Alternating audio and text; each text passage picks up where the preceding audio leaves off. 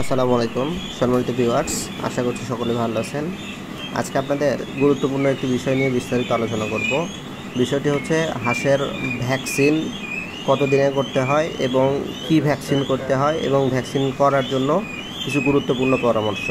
শুরুতেই জানাই হাঁসের কি ভ্যাকসিন করতে হবে। হাঁসের ক্ষেত্রে সাধারণত রোগ দুইটি, ডাক প্লেগ এবং ডাক কলেরা। সেক্ষেত্রে আপনারা সর্বপ্রথম যেটি করবেন সেটি হচ্ছে ডাক প্লেগ ভ্যাকসিন অবশ্যই করবেন।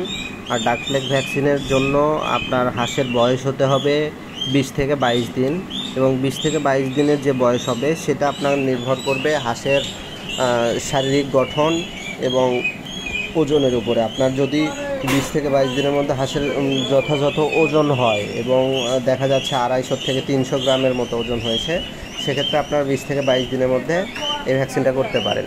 আর যদি দেখা যাচ্ছে যে ওজন খুব একটা ভালো হয়নি, খাবার পর্যাপ্ত পরিমাণে পায়নি, তাহলে আপনারা 28 দিনের ভ্যাকসিন করবেন, 26 থেকে 28 দিন।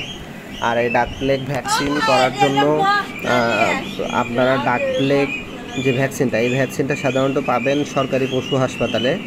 নিকটস্থ পশু হাসপাতালে আপনারা যোগাযোগ করলে সরকারি যে ডাক প্লেগের ভ্যাকসিনটা পাওয়া যায় সেটা পাবেন। একটি অ্যাম্পুল থেকে আপনারা 100 হাঁসের বাচ্চাকে বা 100 বড় হাঁসকে আপনারা ইঞ্জেকশন করতে পারবেন বা ভ্যাকসিন করতে পারবেন। সেক্ষেত্রে বাচ্চার ক্ষেত্রে আপনারা চেষ্টা করবেন একটি অ্যাম্পুলে 50 ml পানি বা 50 সিসি পানি, সেখানে হাফ সিসি করে আপনারা দিলে 100 ছোটো বাচ্চাকে করতে পারবেন। আর বড় হাঁসের ক্ষেত্রে 100 সিসি পানি দিবেন। প্রত্যেকটা বাচ্চাকে 1 সিসি করে, প্রত্যেকটা হাঁসকে 1 সিসি করে ওষুধ দিতে হবে পানি সহ। আর যদি আপনারা সরকারি হাসপাতালে এই ওষুধটা না পান, সেক্ষেত্রে আপনারা নিকটস্থ যে পশু চিকিৎসক রয়েছে তাদের শরণাপন্ন হয়ে FNF কোম্পানির একটি ডাক প্লেগ ভ্যাকসিন পাওয়া যায়। সেই কোম্পানির ওষুধটা খুব ভালো, সেটাও আপনারা ব্যবহার করতে পারেন যদি সরকারি হাসপাতাল থেকে না পান। আর যদি সরকারি হাসপাতাল থেকে পান তাহলে অবশ্যই সেটাই করার চেষ্টা করবেন।